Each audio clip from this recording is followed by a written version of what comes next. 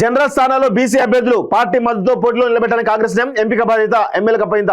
పంచాయతీల్లో బీసీలకు 50% quota దాటాలని CM ఆదేశాలు. పార్టీ పరంగా అందుకు తగ్గట్టు ప్రణాళికలు అంటూ చూస్తున్నాం. దీనిపైన ఆల్రెడీ గతంలోనే స్టోరీ చేయడం జరిగింది.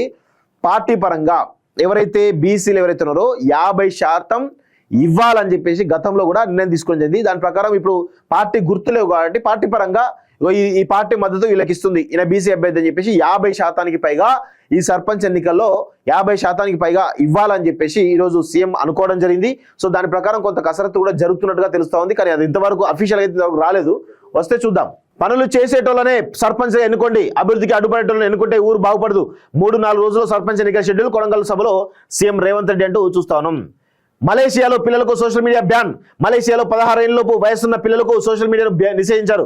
Facebook, X, Instagram, Snapchat, thread, TikTok వంటి యాప్స్లో ఆ ఏజ్ లోపు వారికి అకౌంట్లు ఉంటే తొలగించున్నారంటూ చూస్తున్నాం. ఇది ఒక మంచి పరిణామం. ఫస్ట్ ఆఫ్ ఆల్ బిలో 18 అయినా పర్లేదు, 16 కంటే 18 పెట్టుకుంటే బెటర్. ఇంకా సో ఎవరైతే 18 బిలో 16 బిలో ఉన్న ఎవరైతే ఉన్నారో, ముఖ్యంగా మలేషియాలో అయితే 16 బిలో ఉన్నటువంటి పిల్లలు ఎవరైతే ఉన్నారో వాళ్ళందరూ కూడా అన్ని సోషల్ మీడియా సంబంధించి మొత్తం కూడా బ్యాన్ చేస్తున్నట్టుగా చాలా స్పష్టంగా చెప్పడం జరిగింది. సో ఇది మంచి పరిణామం. ఇది మన దేశం కూడా ఇంప్లిమెంట్ అయితే ఇంకా బాగుంటుంది.